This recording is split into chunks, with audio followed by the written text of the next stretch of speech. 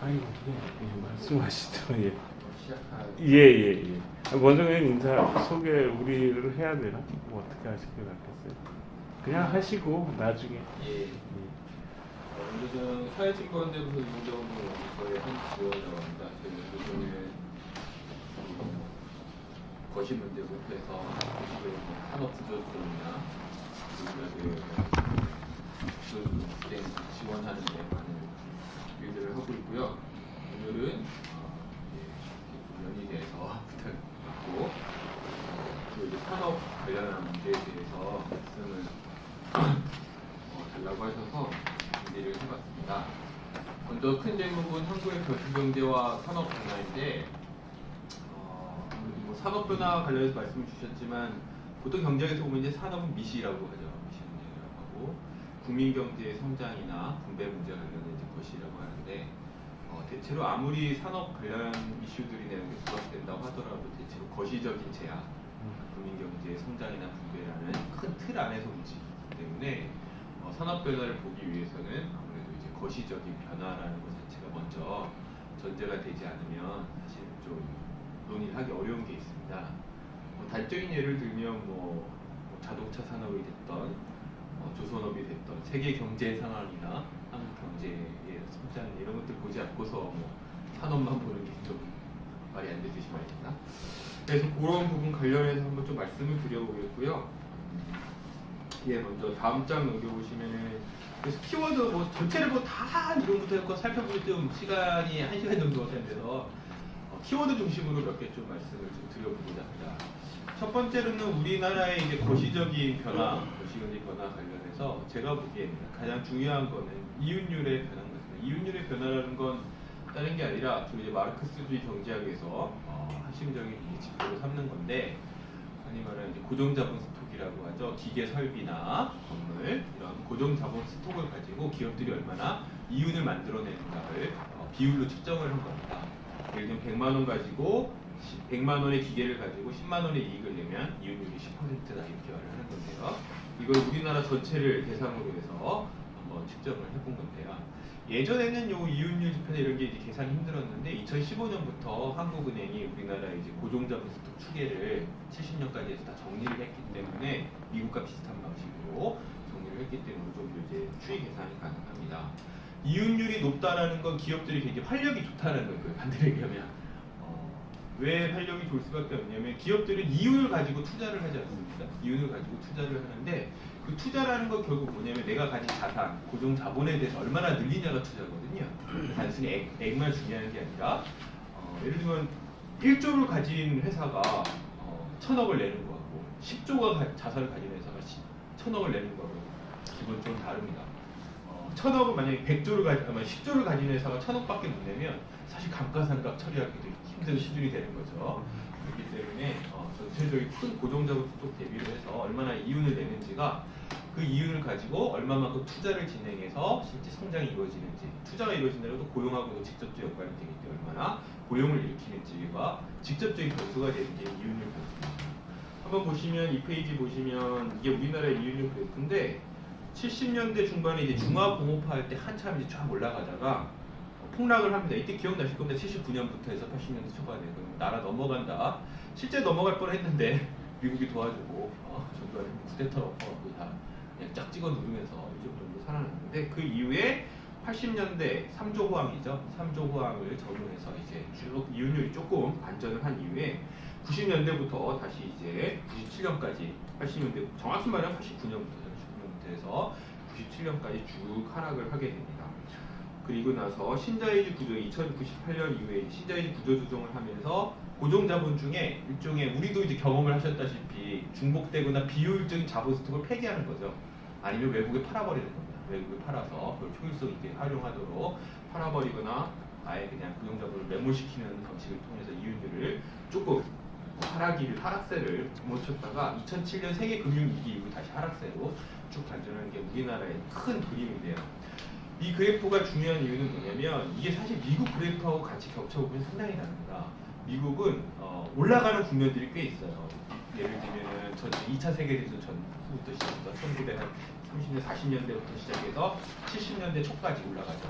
쫙 올라가다가 80년대 좀 떨어졌다가 90년대부터 2000년대 중반까지 다시 올라가다가 그다음에 2000년대 한 4, 5년부터 다시 떨어지는 이런 식의 그래프들이 나오는데 우리나라는 그게 없습니다. 왜 그러냐면 우리나라는 지금도 그렇지만 사실 그 박정희 시대 때 만들었던 중화공업을 기반으로 해서 기술 혁신이 아니라 주로 설비의 가동률, 설비의 가동률을 가지고 주로 이윤을 내다 보니까 기술 혁신을 통한 이윤의 상승, 조금 더 작은 자본을 가지고 이윤을 많이 내는 기술 혁신을 한 번도 실제 제대로 하지 못한 거예요. 여기서 그나마 반등 요인, 이거 반등 요인도 대부분 첨단산, IT 첨단산업이라고 하는 반도체라든가 이런 것들이 끌어올리긴 하는데 우리나라 주력은 어쨌거나 중화공업 대체로 이 부분들인데 이 부분들 같은 경우는 70년대 만든 이후로 큰 기술 혁신이라는 건 사실 없는 겁니다. 대체로 다 추격 성장이죠. 뒤에서도 말씀드리겠지만 그렇다 보니까 우리나라는 미국과 비교해 보면은 기술의 변화라든가 어떤 전반적인 한번 구조 개혁이나 이런 걸 통해서 이윤율이 상승하는 부분은 한 번도 없었다는 게 지금까지 쭉 추이라고 보시면 됩니다. 그럼 앞으로 어떻게 될 거냐? 사실 지금까지 추이를 보면 올라가기 좀 힘들다라는 게 실제로 반응이 뜨는 거, 내려갈 일만 남았다는 게 보시면 두 번째로는 잠재 성장률의 하락이라고 볼 수 있는데, 잠재 성장률이라는 건 딴 게 아니라 완전 고용 상태, 실업이 없는 상태죠. 인플레이션을 일으키지 않는 정도의 실업만 존재하는 거의 뭐 완전 고용이라고 보통 얘기하는데 완전 고용 상태에서 경제가 얼마나 성장할 수 있는지 측정하는 건데요. 보시면은 옆에 왼쪽 그래프 보시면은 2016에서 20년은 2.8에서 2.9% 나오고 IMF는 좀 더 비관적인데 오른쪽 줄 IMF 보시면은 이렇게 2030년, 2020년대 이미 2% 초반대로 떨어져서 30년에 1%대로 2040년대는 뭐 1.2% 떨어진다는데 이걸 측정할 때마다 낮아져요. 문제는 이 새로 갱신할 때마다 지금 낮아지거든요. 보시면 2000년대 여기 왼쪽 그래프 보시면 2001년에 계산했던 건 4.8% 정도 나왔는데 2016년에 계산한 거는 2.8% 가지고 한 2020년에 계산하면 이거보다 더 낮아질 겁니다. 그래서 실제 계속 낮아지는 건데 왜 낮아지냐가 중요합니다. 보통 잠재 성장률을 결정하는 건 세 개가 있어요. 하나 기술 혁신이라고 하는 거, 청년 생산성의 기술 혁신이 있고 투자가 있고 인구가 있는데 다 준다는 거예요. 우리나라요. 기술 혁신도 주고 투자도 주고 인구도 준다는 거예요. 그래서 사실 이게 참 잠재 성장률이 올라가기 힘들다라는 거예요. 보통 잠재 성장률보다 실제 성장률이 위에 있으면 경기가 과열됐다라고 얘기합니다. 그리고 잠재 성장률보다 실제 성장률이 밑에 있으면 경기가 침체라고 얘기하죠. 경제가 침체면 잠재 성장률까지 올리려면은 보통 수요 정책이라고 하죠. 정말 도로 재정 지출 돌린다든지 여러 가지를 하는 건데 우리나라 같은 경우는 또 그렇지도 않아요. 그렇지도 않아서 뒤에 말씀드리겠지만 진짜 잠재 성장률하고 실제 성장률이 비슷합니다. 그냥 낮아지는 거예요, 같이. 이게 우리나라가 실제로 가장 어려움에 처한 문제 중에 하나입니다. 이렇게 앞에 낮아지다 보니까 한 70의 법칙이라고 있습니다. 70의 법칙인데 70의 법칙이라는 게 뭐냐면 경제가 2배 성장하는데 걸리는 시간을 측정하는 건데요. 70으로 나눠주는 거예요. 평균 성장률을. 예를 들면 평균 성장률이 7%다. 그러면 경제가 2배 성장하는데 몇 년이 걸려? 10년이 걸립니다. 70 나누기 7이니까. 그러면 1%면 70년이 걸리는 거예요. 저희 때는 지금 여기 계신 우리 모두는 다 아마 연평균 경제 성장이 거의 7%에서 10% 사이입니다. 그래서 강산이면 10년이면 강산 변한다고 했잖아요. 근데 경제학적으로 근거가 있는 말이에요. 보통 고도 성장이면 7% 이상을 얘기하거든요. 그래서 강산이 10년이면 한 번 변해야 고도 성장하는 건데 우리는 강산이 10년이면 보통 강산이 변했어야 되는데 앞으로는 10년은커녕 하면 70년 한평생 지나도 강산이 변하는 못 볼 수가 있다는 거죠. 그래서 사실 저성장이라는 게 무서운 겁니다. 아르헨티나라든가 뭐 흔히 말해서 잠재 성장률이 와장창 떨어져서 계속 그 상태에 있는 나라들이 아르헨티나, 브라질, 필리핀 이런 나라들이 있거든요. 가보시면 아시겠지만 대충 70년대에 다니던 차, 70년대 지하철, 70년대 건물들이 지금까지 그대로 있어요. 사람들도 대부분 그때랑 지금 비슷하대요. 그 얘기하는 거거든요. 오히려 황금기를 그때라고 생각하죠. 30년, 40년 전이라고. 그게 이제 1% 성장이에요. 그 나라들이 다 1% 성장하거든요. 70년 걸려요. 근데 우리가 이제 그런 비슷한 상황으로 가고 있다는 게 보통 거시경제학자들이나 하는 얘기들이 대체로 얘기가 되는 이런 얘기입니다. 자, 세 번째 키워드로 보자면 미국 헤게모니의 위기를 얘기할 수가 있는데 이렇게 그쵸. 아까 잠깐 설명을 생략하긴 했지만 우리나라 경제가 80년대 선조후환 바탕으로도 고도 성장할 수 있었던 핵심 원인은 미국의 역수입 정책입니다. 사실 우리가 일본보다 더 잘 만들었겠습니까? 그 당시에. 우리 일본보다 잘 만들었다기보다는 일본 그 당시 미국이 일본하고 플라자 합의하면서 일본 엔화 가치가 엄청나게 뛰었죠. 엔화 가치 띄우고 동시에 우리나라에 대해서 굉장히 역수입 정책을 해서 수입을 많이 해줍니다. 정책적으로 수입을 해주게 되는데 그걸 바탕으로 고도 성장을 하다가 90년대 냉전이 끝나니까 무슨 역수입 정책이냐는 반공기지 않다. 정말 이렇게 좀 격화돼갖고 야 이제 신자유주의 개혁해, 신자유주의 개혁하다 와장창 뭐 박살난 케이스. 근데 2000년대는 이제 금융세계화, 주로 이제 신자유주의 금융세계화라고 불리는 금융 중심의 축적에 우리나라도 적극적으로 동참을 하면서 성장을 했던 부분이 있는데 이 말씀을 드리는 이유는 우리나라 경제는 미국하고 뗄래야 뗄 수가 없다는 거예요. 어떤 점에서 보면 조국은 아직도 식민지냐라는 말이 경제적으로는 사실 여전히 타당성이 있을 정도로 굉장히 미국의 영향을 많이 받고 미국 경제가 어떻게 됐느냐가 굉장히 중요한 부분입니다. 세계적으로도 마찬가지지만 자, 근데 미국 회계부에서는 이제 뭐 트럼프로 표시도 되지만 사실 트럼프 현상이라는 게 단순히 트럼프가 개또라이다, 또라이다 이게 중요한 게 아니라 트럼프가 상징하는 실제 경제 정책상 곤란함이 있다는 거예요. 트럼프라는 것들이 나타날 수밖에 없는. 뭐냐면 첫 번째로 보자면 우선은 그전에 잠깐만 보여드리면 미국 경제가 성장하는지에 대해서 좀 얘기가 많죠. 뭐 실업률이 낮아진다, 뭐 4차 산업혁명이다, 뭐 미국에는 뭐 거의 뭐 일자리가 부족하네 등등등 많이 많은데 이게 사실 착시 효과가 있습니다. 어떤 착시 효과가 있냐면 미국이 정말 성장한다는 게 뭐냐, 제대로 성장한다는 게 뭐냐에 대해 생각을 해봐야 되는데 아까 미국의 이윤율이 굉장히 높아질 때 말씀을 많이 드렸지만 미국의 이윤율이 높아질 때는 어쨌거나 재정 적자가 줄고 클린턴 때 재정 적자가 줍니다. 실제로 클린턴 때 재정 적자가 줄고 70년대까지 미국의 재정 적자가 거의 없었어요.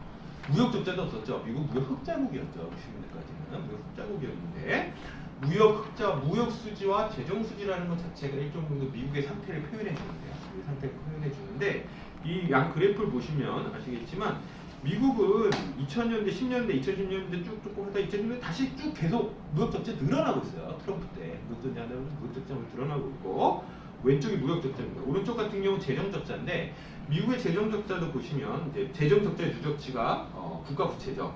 국가 부채가 이제 그 실선으로 되어 있는 그래프인데 쭉 보시면 엄청나게 높아집니다. 트럼프 때도 어마어마하게 높아지고 있어요. 이유가 현재 감세 조치로 인해서 세입이 줄어들다 보니까 미국 경제 어마어마하게 늘어나고 있습니다. 지금 현재 미국 경제라는 게 왜 이렇게 되냐라고 저한테 아주 짧게 설명을 하려면 무역 적자로 그냥 쓰고 적자가 되는데도 쓰고 있고 정부가 돈을 막 풀어서 그런 거예요. 그냥 다 써라. 그래서 쓰면서 일종의 이중 적자로 인해서 하는 건데 여기다 하나 더 더한 거죠. 양적 완화라는 조치가 있었는데 양적 완화라는 조치가 뭐냐면 뒷장 보시면 있는데 미국의 연방준비은행, 미국의 중앙은행 쪽인데 한국은행이 연방준비은행이 2007년 세계 금융위기 이후에 무지막지하게 돈을 풀었습니다. 거의 4배 정도를 푼 건데요. 이게 이제 총 그래프 그게 통화량입니다.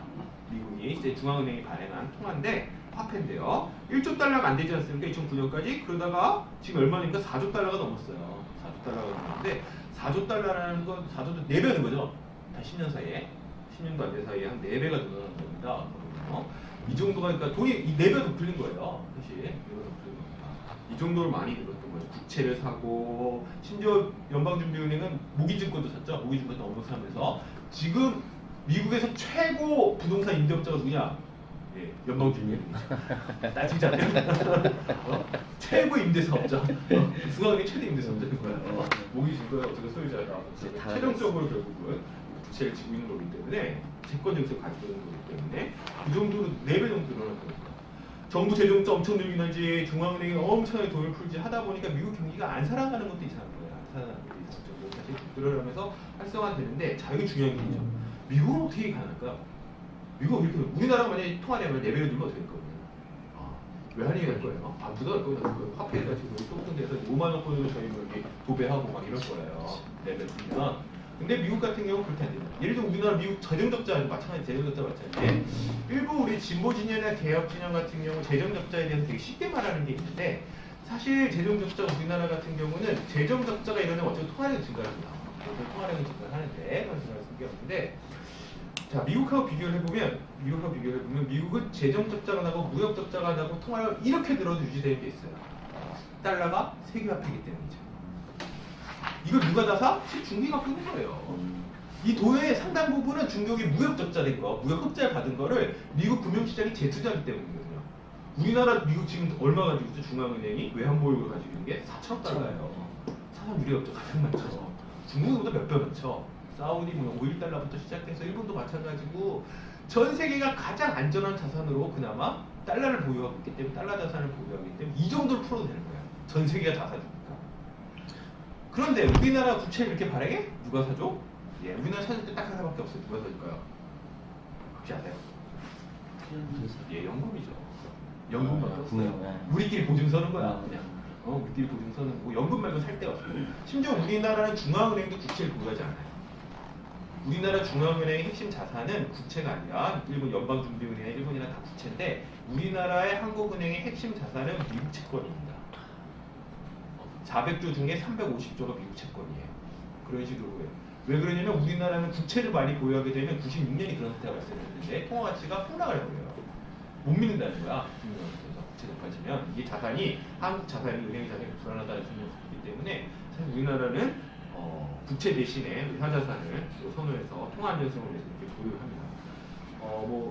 그래서 미국 경제 성장 같은 이런 건데 일본도 마찬가지예요. 일본에 대해서도 약간 착각인 착시가 효과가 있는데 일본은 2012년 아베 정부 전까지는 뭐였냐면 재정 지출을 늘려서 부채 비율 200% 국가 부채 비율 200%를 늘려놓은 거죠.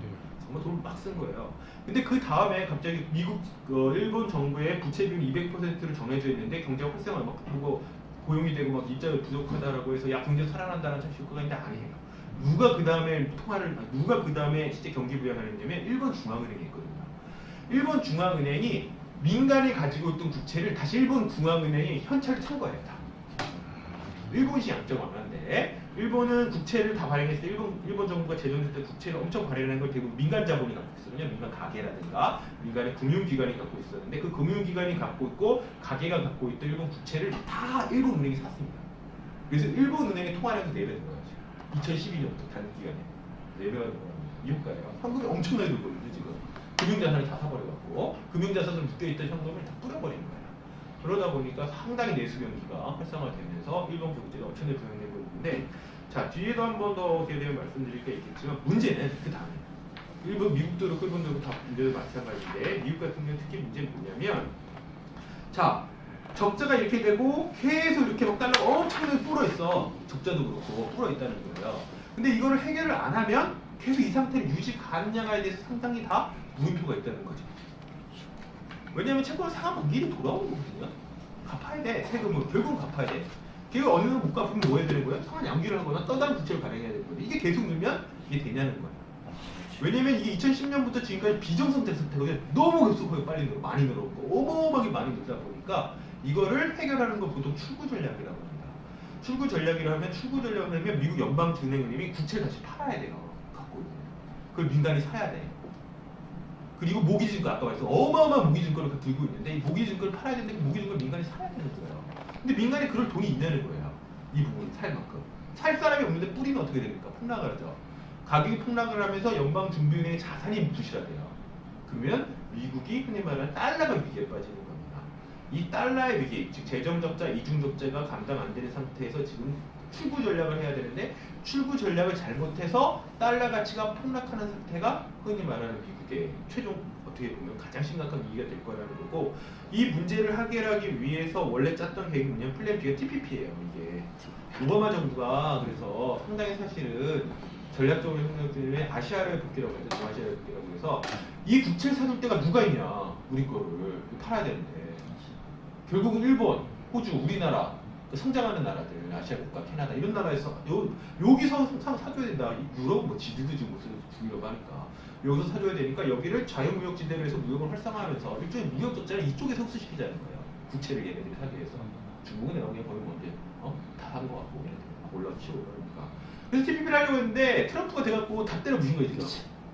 차! 그래서 다 때려 치우고 갑자기 중국하고 무역 전쟁을 하는 거예요. 이게 이제 플랜 B에서 플랜 C로 간다고 하는 건데 플랜 C는 뭐냐면 원래 오바마가 정패했다가 뺀게 뭐냐면 무역 전쟁이었거든요. 무역 적자를 강제로 줄이는 거예요. 통화가치 플레잡처럼. 플레잡처럼 줄인다는 거거든요. 플레잡처럼 해서 통화가치를 위안화로 결정시켜서 해결한다는 건데 자 플라자 합의 이후에 일본이 붕괴를 합니다. 그러면 이걸 하면은 중국이 붕괴하면 어쩌자는 거야. 중국이 다 던지면 망한 거죠. 빵이라는 거죠. 그냥 같이 빵 하는 거라는 거예요. 그래서 지금 트럼프 전략에 대해서 그 흔히 말 미국의 어떤 그런 진지한 부르주아들이 지배 계급들이 걱정하는 게 이 자식이 지금 같이 망하자는 거야 이런 거. 이게 플랜 C냐 플랜 D냐 이제 뭐 그러면서 얘기를 하고 있는데 어쨌건 그래서 미국 내에서 민주당이나 주로 이제 걔 압력, 정치적인 우려를 하는 압력 중에 플랜 B로 다시 가야 된다. 그래서 다시 TPP 얘기 나오고 이런 거예요. TPP 얘기 나오고 그런 맥락들이 있습니다. 근데 이게 잘 안 될 것 같다는 게 문제라서 전체적으로 보면 이렇습니다. 그래서 여기까지가 이제 전체적인 생각이에요. 우리나라 같은 경우는 이윤율에 어떻게 보면 기술 혁신이라는 게 상당히 중화공업화 이후에는 딱히 없었다는 거예요. 그걸 이제 지금 오픈하는 뭐 그런 결단적인 없는 가운데서 잠재 성장률, 투자와 어떤 인구, 기술 혁신 모두가 떨어지면서 잠재 성장률은 굉장히 저하되고 있고 우리의 핵심인 미국 같은 경우는 미국도 상당히 사실 세계 경제의 리스크가 굉장히 크고 이걸 헤어나기 위한 출구 전략에 대한 사실상 답이 아직까지 정확히 잘 안 보이는 상황에서 무역 전쟁하고 막 좌충우돌하고 있는 거라고 합니다. 중우돌하고 있는 상황이 있는데 이게 전체적인 우리가 자본 뒤에 전체적인 상황으로 브리프하게 보자면 볼 수 있는 것 같고 그래서 뭐 뒤에 산업정책 가기 전에 하나 거시적 제약을 말씀드리는 건데 별게 없다는 거예요. 대체로 지금 상황에 할 수 있는 게 그래서 할 수 없는 게 별게 없다 보니까 거시경제학자들이 대부분 다 그로기 상태죠. 미국 같은 경우 마찬가지로 와 황이다 이런 나라 별로 없거든요. 우리나라에서나 뭐 미국이라든지 뭐 황이다 그렇다 하더라도 뭐 경제 나아졌다고 해도 미국의 거시경제 같은 경우는 기존의 경제학이 다 깨졌다. 기존의 경제학들 해설되지 해갖고 풀 수 없는 문제들이 너무 많이 나오고 있다 라고 하면서 막 헤매다가 요즘 그런 모든 문제를 일거에 해소하겠다라고 해서 나온 논이 뭐야? 4차 산업혁명. 야 4차 이제 인공지능 시대 라고 해서 그냥 넘어가는 게 맥락일 거예요. 그래서 2010년 4차 산업혁명 등 인공지능이 언제부터 나오냐면 2010년대부터 나오는 거예요. 실제. 그러니까 그 전에 이미 인터넷 기술이 우리나라의 일본 기술에 따라잡기가 대부분 다 끝난 게 그래서 우리나라 같은 경우는 LNG선 관련해서 완전 일본 기술 넘어섰다라고 평가한 게 2001년쯤 되거든요. 90년대에 거의 비슷해졌다고 얘기를 하고 이제 통계 하나 떨어지고 있는데 그러다 보니까 어떤 문제가 발생하냐면 이게 조선업이에요. 자, 이제 조선업이 한번 도전해 본 거예요. 일본 기술 말고 일본에서 배운 거 말고 한번 우리끼리 한번 새 거 해보자 라고 해서 도전한 게 뭐야? 해양 플랜트. 해양 플랜트 도전해 볼 겁니다. 근데 해양 플랜트 기술은 누가 갖고 있냐면은 노르웨이, 네덜란드, 프랑스, 영국, 미국 얘네들이 이제 대부분 기술이 핵심입니다. 근데 이제 안 줘요. 죽었다 깨어나도 안 줘요. 예전에 일본에서 배울 때야 니들 뭘 하겠어 그러면서 했는데 이제 죽었다 깨어나도 이 기술 이전은 안 해줍니다. 기술 이전 안 해주기 때문에 우리가 기술 라이센스를 주고 사든지 아니면은 우리가 자체적으로 해야 되는데 우리가 해본 거죠. 해양 플랜트를 못하겠어? 했는데 해양 플랜트 기술은 핵심이 뭐냐면 설계 기술이에요. 그 플랜트, 그 실제 지역, 플랜트 설치하는 지역에 따라 설계 변경하는 거거든요. 설계 변경이라고 하는 건데 이게 사실 어마어마한 노하우가 필요한 일입니다. 노하우가 필요하고 여러 가지 종합적 기술이 필요한데 했다가 에라 다 안 된 거지. 그래서 실제 건설비가 어마어마하게 진짜 들어가고 실제 에라도 나고 막 그래서 막 물어주는 돈도 들어나면서 지금 조선업이 몇 년째, 4년째 지금 이러고 있는 거예요. 그 손실 비용 처리하고 그래서 다 처리하고 현대중공업은 지금 해양 플랜트 이제 거의 다 포기했습니다. 해양 플랜트 사업을 매각하겠다 내지는 지금 하겠다 해서 구조조정을 하고 있는 중이고 대우조선도 때려쳤고 삼성도 다 때려친 거예요. 해양 플랜트는 전반적으로 다 때려친 겁니다. 근데 이게 문제죠. 뭐냐면 자 그럼 다시 LNG 선하고 VLCC는 대형 벙커선이니 대형 뭐 그런 컨테이너선 뭐 이제 그런 것들이거든요. 예전에 하던 것들 다시 하는 건데 이 기술선이라는 건 이미 끝이에요. 여기가 끝이에요. 여기가 끝. 여기가 끝이라는 겁니다. 따라올리만 남은 거죠. 따라올리만 남은 거예요. 끝이에요. 더 나가는 게 별로 없어요. 거의 기술이 그래서 다른 걸 도전하려고 도전을 실패했는데 거기서 끝난 거야 그냥. 그러니까 이제 또라고 기다리는 수밖에 없는 거예요. 물론 지금까지 기술 격차가 있는 거야. 중국하고 몇 년이 차이 있어서 있는 건데 이제 문제 다른 거를 도전하고 예를 들면 저런 서유럽 애들이 갖고 있는 것들을 이제 도전해 보려고 하다가 실패한 거죠. 이게 바로 새로운 추격 성장 이후의 리스크 비용이라고 하는 거거든요. 추격 성장 이후에는 새로운 기술을 개발하는데 자기 스스로 개발을 해야 되고 없는 것들을 만들어야 되기 때문에 어마어마한 매몰 비용이 대부분 발생해요. 선진국들은 그런 매몰 비용들 때문에 그런 중진국만큼 성장률이 안 되는 거예요. 왜 선진국은 2% 성장을 하고 개도국은 7% 성장을 할 수 있냐? 선진국 개도국은 추격 성장을 하기 때문에 검증된 기술을 하기 때문에 이런 매몰 비용이 없거든요. 근데 선진국들이 이런 매몰 비용이 매번 발생돼요. R&D 하면 100개 하면 하나 99개 다 치우고 이런 거잖아요.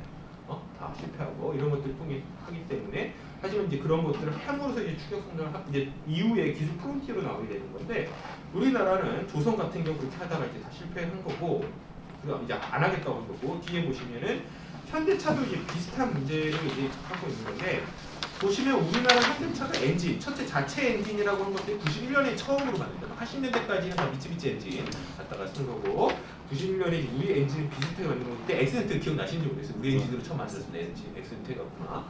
솔직히 뭐 난리치고 했었는데 엑센트 이때 나오고 해갖고 2006년대까지 해서 엔진은 끝나요. 이게 끝이에요. 2006년대까지.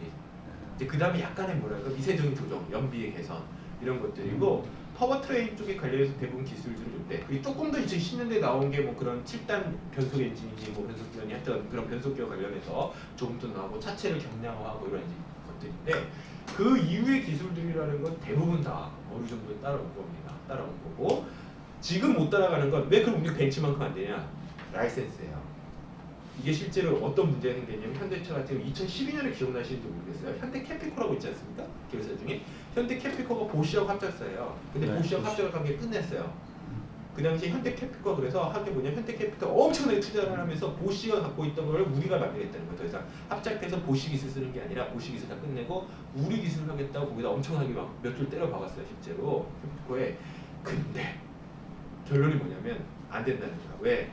이제 할 수 있는 건 다 했는데 지금부터 해야 되는 건 다 라이센스 걸릴 때는 특허권이. 특허권 우회가 할 수 있는 게 없다는 거예요. 특허권 우회가 너무 힘들다. 몇 개 안 남았어. 거기에 나머지 다 특허권 세계야. 쫙 다 특허 세계에서 넘어가기가 너무 힘들다는 거고. 그래서 그렇게 하다가 대부분 다 그 상태에서 후텁돼 있는 상태예요. 그러면서 넘어온 게 뭐야? 수소차. 전기차 이쪽으로 넘어오는 게. 그러면서 넘어온 게 수소차 현대차에 쫙 넘어오는 게 경우가 나는 건데 자 문제가 있죠. 어떤 문제가 있냐면 수소차나 전기차 문제도 자 이게 진짜 딜레마인데 우리가 이제 수소차 기술 관련해서 뭐 넘버원이 이제 일본 아들이고 2등이 이제 우리가 이제 세컨드쯤 된다 하고 그러는데 왜 그러면 우리가 세컨드 레벨이냐면 선진국이 안 했기 때문이거든요. 수소차 지금까지 다시 전기차 했기 때문이에요. 그럼 왜 애들이 전기차를 했냐면 미국이 전기차를 했기 때문이에요. 그러니까 단 한 번도 자동차 업계나 자동차 산업이 닌 업계인데 자동차 산업에서 미국에서 안 달리는 자동차가 세계적으로 달린 경우가 없다는 거야. 실제로 미국에 안 달리는데 세계에서 달린 자동차가 어딨냐는 그런 자동차가 세상에 라는 게 사실 자동차 업계예요. 그래서 흔히 이게 글로벌 스탠다드 문제인데 스탠다드 문제고 사실 표준화 문제인데 미국이나 유럽이 이제 죽었으니까 미국에서 달리지 않는 자동차가 달리기 어렵다라는 게 있고 그래서 수소차라는 것 자체가 아직은 좀 물음표다 이런 전망이 많죠. 그래서 실제 수소차 관련해서 기술이 모든 것에 대해서 미래 전망이 밝음에도 불구하고 테슬라를 비롯해서 미국이 전기차로 달려가고 있기 때문에 될 거냐에 대해서 상당한 사실의 물음표가 있는 상황에서 현대차 같은 경우는 짬을 보는 거죠. 이제 이거에서 와장창 달려가기보다 일종의 약간 정지기를 거치고 정지기를 거치면서 현대차가 뭐 했냐면 이때부터 재미난 거예요. 쫙 달려가다 2012년 아까 말씀드렸죠. 이때부터 뭘 하냐면 다른 일을 해요. 현대건설을 인수하죠. 갑자기. 현대건설을 인수합니다. 뭐야? 현대건설 왜 인수해? 자동차 회사가. 우리 꿈 선대의 꿈이랬잖아. 잃어버린 꿈. 우리 모기업을 사겠다는 갑자기. 우리 조상님 제사상에 올려야 된다고 지금 현대건설 한 거 아니에요. 그리고 나서 또 정몽구 회장 같은 자기 제사상에 올리겠다고 한전무질 사고 지금 경쟁자의 빌딩을 사겠다는 거 아니야. 내부적으로 그런 얘기도 있죠. 우리 정몽 회장님 비석이다 100층짜리 라는 얘기가 있을 정도로 그런 거 이제 하는 거예요. 그게 왜 그러냐면 더 이상 여기서 다 때려 박는다? 예를 들면 우리가 폭스바겐 12조 투자할 때 우리가 현대차 2조 정도 투자합니다. 그래서 12조 정도 투자라고 막 요구하잖아요. 현대차도 할 말이 있어요. 야 그거 투자했다가 손실 나면 니들이 책임질 거냐. 우리 넘어간다 그냥 회사가. 이 리스크는 현대중공업 사례 보라는 거야. 야 현대중공업 사례 봐. 하다가 이렇게 잘못되게 다 넘어가잖아.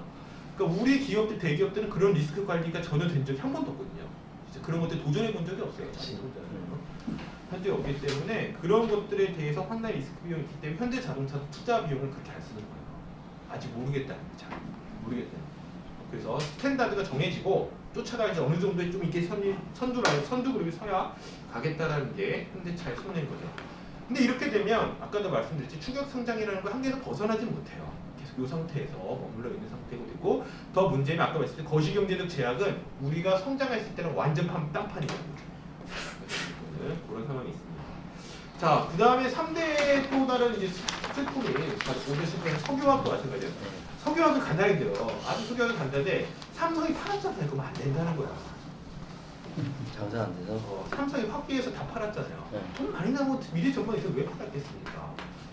삼성의 화학계 회사들 다 팔았는데 삼성의 화학계 회사들이 적자나는 기업 아니에요. 여기 보시면 하나토탈 예전에 삼성 종합화학인가 삼성 석유화학인가 그거였죠.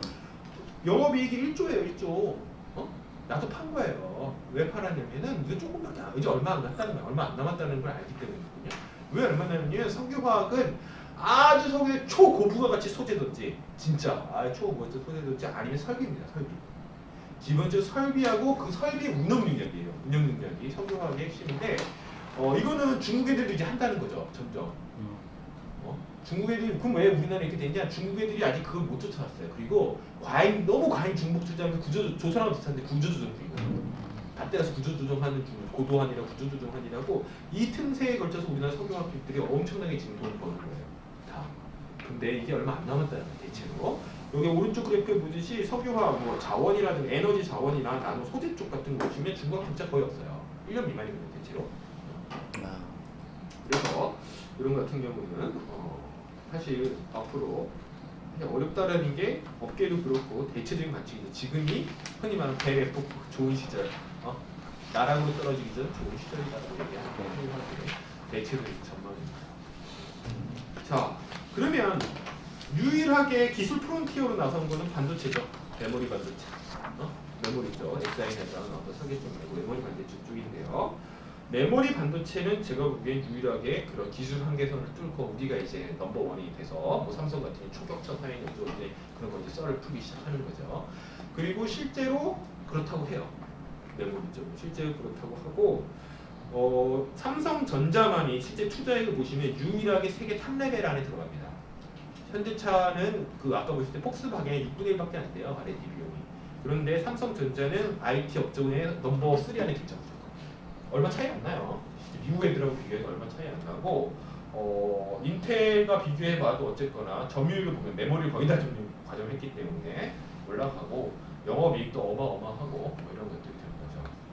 자, 근데 문제가 있죠. 이 반도체, 이게 삼성전자 반도체 안에서 딱 살고 있는데 이게 어떤 리스크가 있냐면 아까도 보셨듯이 중화학공업도 나머지는 다 이제 사실 추격성장의 한계선에 딱 걸렸단 말이에요. 삼성전자만 뚫고했어.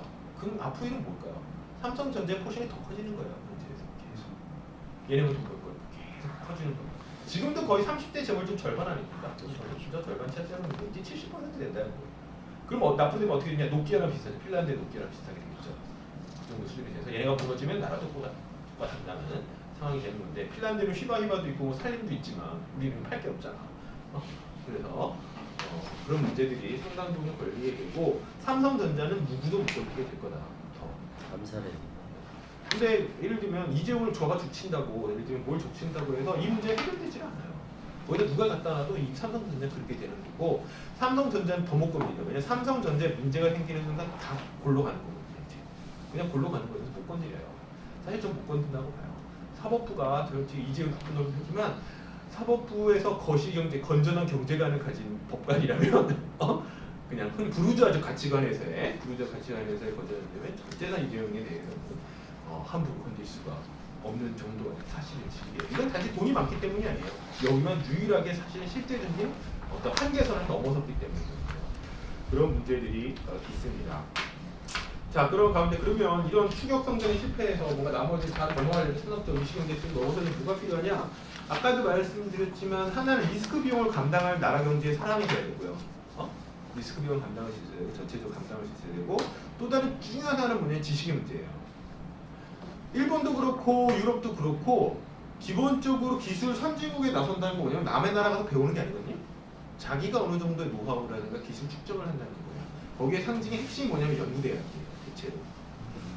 누가 그러는데 일본에서 같은 경우 2000년대 들어서 노벨상 그러니까 아시아에서 유일하게 물리학상이라든가 화학상, 의학상 수상자가 나오는 게 일본인데 일본하고 우리나라 뭐 경쟁이 뭐 전쟁 우리 없었지 뭐 하지만 사실 상대가 안 되는 게 일본은 예를 들면 일본은 국내 그 대학 교수의 90% 이상이 국내 박사죠. 그렇죠. 이 노벨상 받는 사람도 유학생이 아니에요. 국내 박사예요. 우리나라는 전체 이공계 대학 여기 보시면은 거의 70%가 외국 박사고 심지어는 사회과학도 다 외국 박사잖아요. 맞아요. 뭐가 됐던 저 하와이 대학이 됐던 저 어디 뭐 하와이 주립 사립대가 됐던 막 저 어디 뭐 듣도 보던 사람이 대학이 됐던 미국 가서 공부하는 게 일반적이고 그렇게 하고 있죠. 뭔 뜻이냐면 배워온다는 뜻이에요. 지금. 거기 가서 연구하고 배우는 거예요. 배우는 거. 심지어 군대도 마찬가지로 다 그런 식이라는 거죠. 그래서 추격 성장이 아니라 독자적인 어떤 그 다 프론트로 나려면 지식이 민족 경제에서 이 내에서 국가 내에서의 어떤 축적이라는 게 필요한데 그게 없다는 거예요. 우리나라는 완전 식민화된 거기 때문에 대학 자체가 이미 연구대학이 이루어졌기 때문에 그게 거의 불가능하다는 거죠. 한동안 불가능하다는 얘기예요. 배우지 않으면 안 되는 거예요. 배우지 않으면 안 되는 거니까 이렇게 된 상황인 거죠. 우리나라에서 유일하게 자급자족이 되는 학문이 두 개가 있어요. 뭘까요? 두 개. 국문학. 예? 국문학. 아, 그렇죠. 인문학 빼고 인문학 인문학 빼고. 법학하고 의학이에요. 법학하고 의학만 유학 안 가죠. 왜 그럴까요? 라이센스가 있어서 면허제도 있대.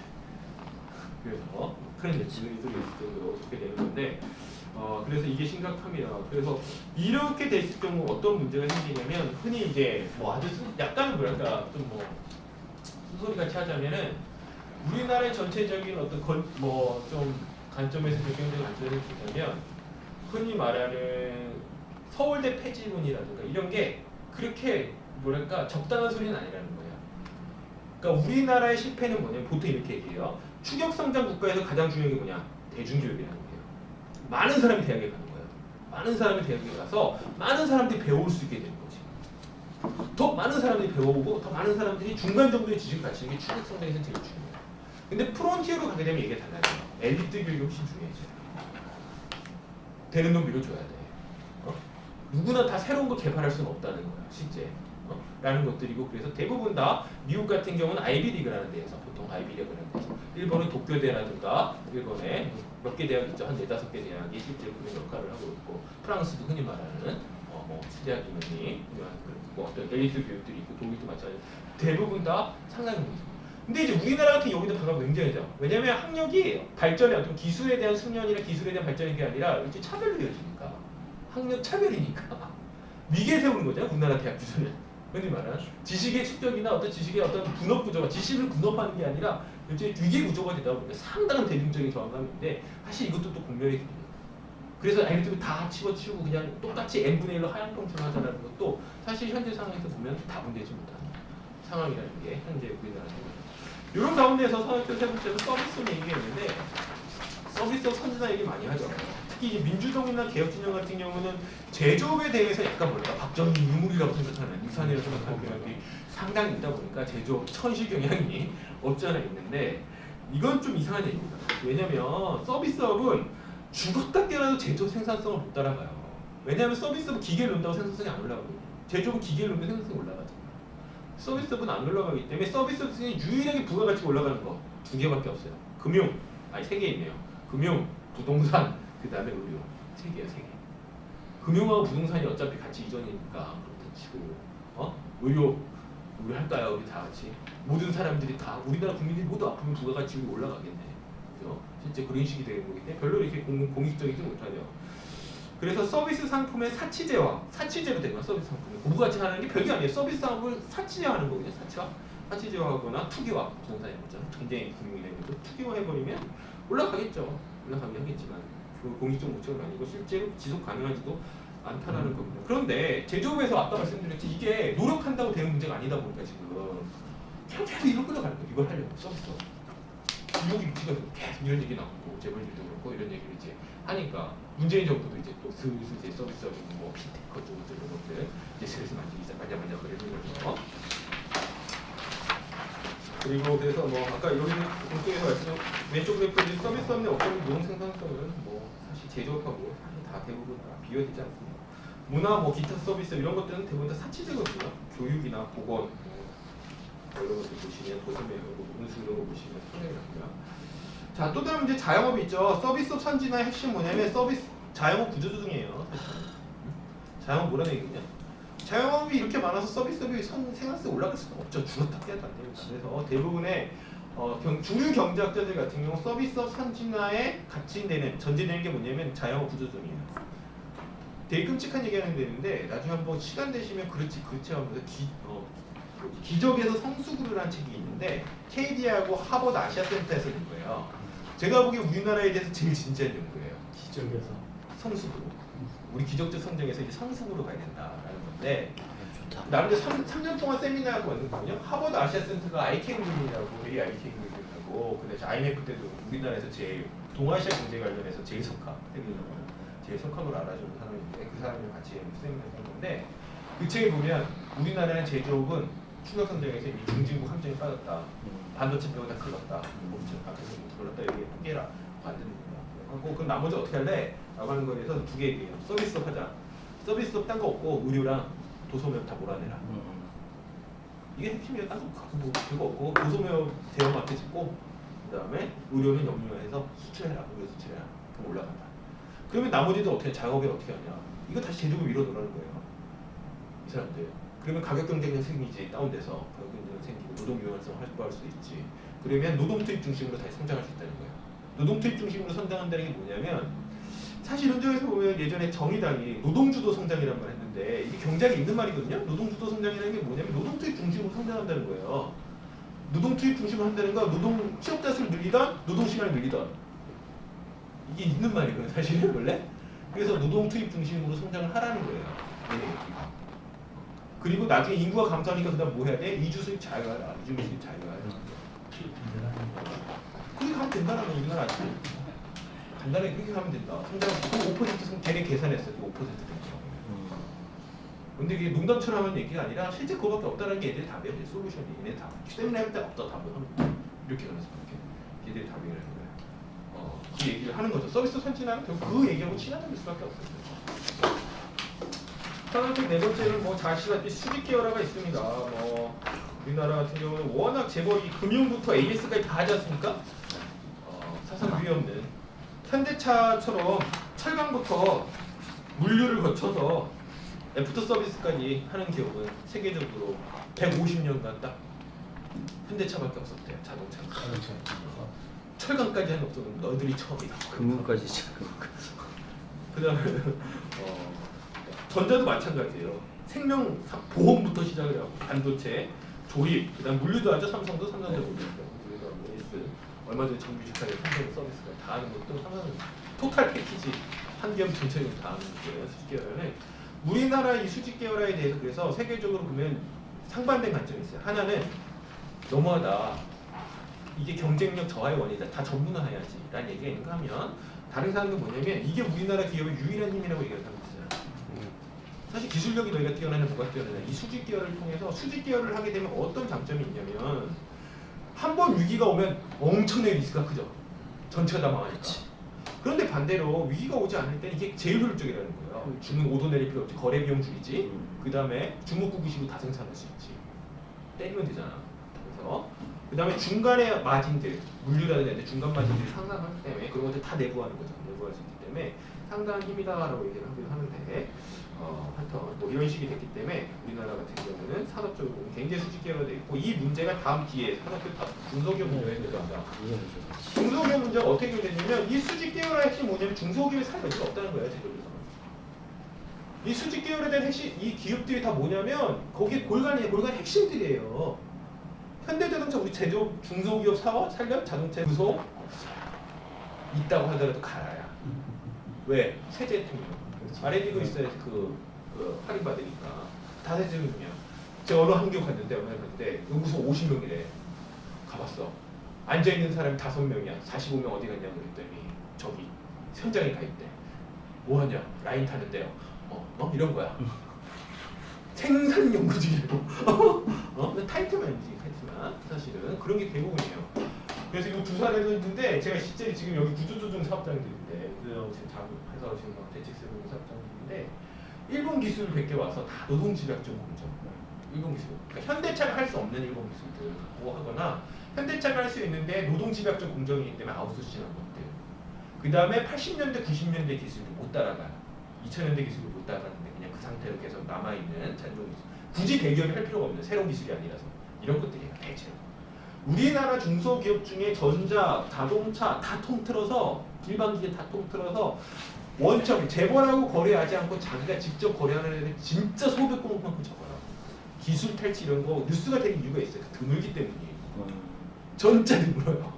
내가 오늘 진짜 드문 얘기예요. 대체로 다 그런 상황이라서 최소한 어쨌거나 수출 제조 기술이 필요한 수출 제조과 관련해서 보면 중소기업 살린다, 중소기업 중심으로 뭐 한다 이건 제가 보기에는 진짜 현장 얘기 진짜 실제 얘기 모르는 얘기다라는 게 대체로 많은 사람들이 대체적으로 이야기죠. 그래서 우리 산업에서는 중소기업 주도인데 중소기업 살려서 뭐 중소기업 뭐 원화수 상생 뭐 좀 제어는 다 뜬금없는 얘기라는 게 대체이고 사실 어쨌거나 대기업이 끌고 가서 산업 생태계나 전체적으로 좀 이 기술 추격선에 걸린 문제를 추격선의 한여름을 돌파하지 못하면 대체로 다 같이 무너지는 상황이라는 게 전체적 상황이라고 보시면 됩니다. 그리고 중소기업은 기술 자체 기술 개발을 지금 할 수 있는 게 전혀 안 돼요.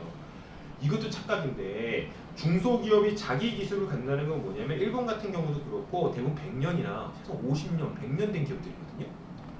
독일도 마찬가지고 아주 고승년 그러니까 도저히 자본으로 때려박아서 따라갈 수 없는 숙련을 갖추거나 그런 특허를 갖추거나 있는 기업들이 중소기업으로서 국제 경쟁력을 갖추는 거예요.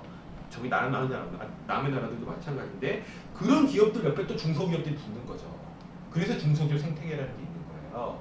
우리나라에서 하청받아서 하는 게 중소기업 생태계가 아니라 우리나라는 그냥 하청이라고 보셔야 돼요. 대기업과 대기업 하청이 있다는 것만 그런 게 정확한 거다라는 거고 마지막 키워드는 노동조합이 있죠.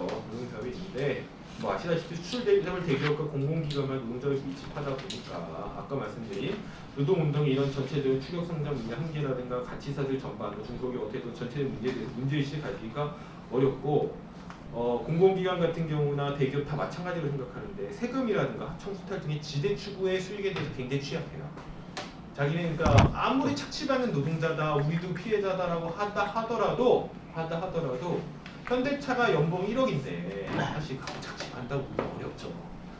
사실 보기 어렵고 공공기관의 평균 임금이 7, 8천이 넘는데 8천이 넘는데 사실은 어려운 노동자라고 보기 어렵습니다. 대체로 보면 우리나라의 전체 아까 말씀드린 이런 구조에서 보자면 대체로 보면 가치 예전 어쨌거나 세금이라든가 아니면 원화청 비중 하여튼 뭐 수탈이 됐던 간에 아니면 뭐가 됐던 간에 사실 지대 추구를 하죠. 제가 가치 생산을 보던 가치 이전이나 이런 방식을 통해서 사실 얻는 이득이 상당하다라는 겁니다. 공무원 조직률이 65%, 공공기관 조직률이 58%, 30명 미만 조직률이 0.1%, 100명 미만도 2.7%밖에 안 됩니다. 없다고 보시면 되고 특수한 경우 아니면 없다고 보시면 되고 또 뭐 이런 상황이 되다 보니까 어떤 문제가 생기냐? 노동 주도의 분배 정책, 노동 주도의 어떤 이 어려움을 극복해야 되는데 예를 들면 정말 이런 거예요. 나중에 이번에 그 광주형 일자리 문제, 광주형 일자리 문제 됐잖아요. 구라예요. 저쪽도 그리고 이쪽도 둘 다 구라치다 보니까 굉장히 꼬임캔 건데 케이스타입이 꼬임캔인데 원래 광주형 일자리에 제가 이제 그 초반부터 알고 있는데 사는 스토리를 이제 쭉 진짜 광주형 일자리 나올 때부터 사실 저희 그때 다시 관련해서 뭐 참여를 해서 관련해서 하는데 광주형 일자리 핵심 문제 아십니까? 원래 초기 발상이 소화리 공장 이전이었어요. 소화리. 왜 아파트 단지에 공장이 있냐고. 땅값도 비싼데 이거 들고 와서 광주에 턱 하면 좋잖아. 부품사 생태계도 만들고 광주 그 부품사도 되게 멀어요. 그 근처에 갈 수가 없어. 부품사도 멀으니까. 그래서 좋지 않냐? 거기는 오히려 좀 수도권에 적합한 걸 하고 이게 원래 광주 일자리 초기 모델이었는데 이게 어느 다시 발치고 막 살붙이다 보니까 무슨 뭐 갑자기 독일도 갔다가 막 뭐 어디 갔다가 해갖고 뭐 이상하게 붙었는데 아시다시피 우리나라는 자동차 공장이 낮죠. 아까도 보셨듯이 추격 성장에 한계에 부딪혔고 가동률이 떨어지고 있는 게 전반적 추세예요. 광주형 공장 만든다는 데서 30km만 가면은 거기에 군산 공장이 놀고 있어요. 팡팡 팽창돼서 놀고 있고 안타까운 일이지만 사실 보면은 다른 공장들 현대차 다른 공장도 그렇고 예를 들면 르노 삼성 볼까요? 르노 삼성 지금 생산 중에 절반이 위탁 생산이에요. 자체 생산 모델이 25만 대 중에 12만 대도 안 돼요. 그거 어디 가는 거예요? 닛산 가는 거예요, 닛산 거. 닛산 거 북미에 왜 한미 FTA 체결했으니까 여기서 가는 거예요. 가는 거고 그 다음에 지금 또 만든다는 거 하는 것도 위탁 생산하는 거죠. 저희 뭐 닛산에서 가져온 조그만 꼬마 전기차 그런 거만 쌍용차 우리가 지금 복직해서 반갑지만 제가 그건 반갑지만 앞으로 지속 가능할까요? 우리 어떤 자동차 기업도 수출하지 않고 하는 건 불가능해요. 수출이 없어요. 쌍용차는 없다는 거예요. 마힌드라가 맨 처음에 인수했을 때 뭐라고 했는지 아십니까? 여기서 픽업 트럭 만들어서 미국 가는 게 소원이라고 했어요. 근데 힘들죠. 지금 상황을 보면 이게 원래 꿈이라고 했는데 꿈이라고 얘기했거든요. 그거 하면서 그런데 어려운 얘기예요. 그래서 뭐 티볼리라든가 뭐 렉선 뭐라든가 몇 개를 지금 버티고 있긴 하지만 사실은 지속 가능성 측면에서 보면 쌍용차에 지속 가능성이 있다고 생각하는 사람 생각보다 드물어요. 놀 공장이 텄어요. 지금 보면. 근데 그리고 좀 있으면 창원 공장 빌 거예요. 사실은 이번에 한국 GM 하면서도 제가 이거 답변드리지만 걔네들 핵심 계획이 뭐냐면 슬슬 지지고 볶다가 창원 공장도 없어요. 창원 물량도 해서 부평만 돌린다 원래. 그러면 딱 맞아. 30만 대. 그거거든요, 사실은. 근데 어쩌다 하다 보니까 이렇게 된 거죠. 하청도 주고 돈도 받고 하다 보니까. 놀 공장 이렇게 하는데 무슨 또 줘. 또 주는 거예요. 하여튼 이게 꼬인 거죠, 사실. 그런 상황인데 이런 문제에 대해서 노동자는 왜 대책을 못 내냐면 야, 우리 임금 깎으려고 4천만 원 만든다. 이렇게 접근하면 사실은 이게 누구 사실 선택도 안 되고 사실 좀 자본 입장에서는 현대차 공격하기 딱 좋은 꽃놀이판 아닙니까 이거? 되지도 않을 건데 저기 반대하니까 얼마나 좋더라 하면서 계속 하는 거죠. 이런 문제들이 된 거에서 못 벗어난다. 계속 노동운동에서 벗어나기가 힘들다는 문제가 있고. 자, 대안과 관련해서만 말씀을 드리면서 마치도록 하겠습니다. 제가 일단 잡소리 많이 하다 보니 우선 아까 말씀드린 4차 산업혁명은 상당히 과정입니다. 보시면 이거 왼쪽 그래프는 로버트 고딘이라는 양반이 그린 게 있는데 앞으로 이렇게 될 거라는 거예요. 실제 상생성 추이를 놓고 보면 어떤 얘기냐면 인류 역사상 단 한 번의 성장밖에 없었다. 원 빅 웨이브가 있었을 뿐이라는 게 이 양반 주장이에요. 대체로 다 많이 승을 하는 건데 크고만 이해해서 대부분 동의하는데 원 빅 웨이브가 뭐냐면 20년대부터 70년대 1910년대부터 해서 60년 동안 있었던 기술 진보. 그때 내연기관 만들어졌죠. 우리가 아는 석유화학 제품들 그때 다 만들어진 거예요. 그릇까지 없다가. 그 다음 전기 제품들, 가전 제품들, 컴퓨터 이게 다 이때 만들어진 거예요. 인류가 단 한 번도 지금 경험하고 있는 것들의 90% 이상이 스마트폰 빼고 다 이때 만들어진 거고 그때부터의 기술이라는 건 뭐야? 개선이라는 거지. 새로운 발명이 아니라는 거야. 그때 예를 이런 얘기 듣는데 전보 747 얘기하잖아요. 예전에 대형 여객기 그 당시 개발된 게 70년이거든요, 실제. 이미 터보 엔진을 가지고 가는 게 제트 엔진이 나온 건 70년 난 거예요. 그때부터 계속 조금씩 늘고 안에 내장재가 좋아지는 거지. 내장재가 좋아지는 거 약간 연비가 돼서 자동차도 마찬가지예요. 70년대는 지금랑 똑같아요. 70년대 자동차 다니잖아요, 실제. 미국 같은 데 보면 다니잖아요, 고쳐서. 문제가 없다는 겁니다. 그래서 뭐 텔레비전도 이미 나왔던 뭐 조금 얇아지는 거고 사실은 스마트폰 나오는데 뭐 전화기 갖고 뭐 장난 이게 뭐 솔직히 말하면 게임기로 유행한 거지 뭐 이게 뭐 그런 거냐 뭐 이런 게 이제 이 양반의 전체적인 얘기고 뭐 의약품도 그렇고 전체적으로 그때 만들어졌다는 거고 인류가 그 정도의 한번 빅 성장을 진짜 대형 성장을 했는데 그런 건 앞으로 힘들다는 거예요. 4차 산업혁명 얘기하는데 노동 생산성 추이 뒤에 오른쪽 보면 노동 생산성이나 총요소 생산성 TFP라는 게 아까 말한 기술 혁신의 총력인데 제2차 4차 산업혁명이 이 얘기되는 시점이 제일 낮다는 거예요. 지금 보면 역대급으로 산업혁명이라고 하면 노동 생산성이 당연히 높아지는 거죠. 둘이 할 일을 하나 사는 거니까 기를 해갖고 뭘 높아지냐? 노동 집약적 공정 그대로 다 남아있고 일부 그냥 상징적인 걸로 하는 거 남는 게 얘기고 실제 노동 생산성 높잖아요. 보시면 그건 실제로도 봐도 돼요. 4차 산업혁명의 기수 얘기하는 게 구글 아닙니까? 구글 수입의 70%가 뭐냐? 광고예요. 구글 검색 독점해갖고 서버 독점한 다음에 구글로 가서 검색하면 검색이 안 되니까 다 가는 거 보다가 이제 광고 달아가지고 쓰는 어떤 거거든요. 그게 그러니까 단 한 번도 인류가 선도 기업이 광고로 먹고 산 기업이 없잖아. 자기가 만들어서 하는 거지. 애플도 마찬가지로 대부분 다 라이센스 수입이 어마어마하다는 거야. 사실 그래서 특허권이라든가 어떻게 보면 지대로 먹고 사는 거지. 뭐 그런 게 아니다라는 거지. 오른쪽은 4차 산업혁명의 어떤 상징적인 곤종으로 얘기하면 아디다스 독일 공장입니다. 아디다스 독일 공장은 실제로 200명 정도가 근무하는데요. 근데 원래 이 공장이 실제로 인도네시아나 이런 데 방글라데시에 세워지면 3,000명 이상이 신발을 만들어야 사이즈 200명이 한다는데 비밀이 있어요. 어떤 비밀이 있냐면 실제 아디다스 독일 공장에서 만드는 거는 이 한번 나중에 주문해 보세요. 얼마짜리냐면 신발이 200만 원 넘어요.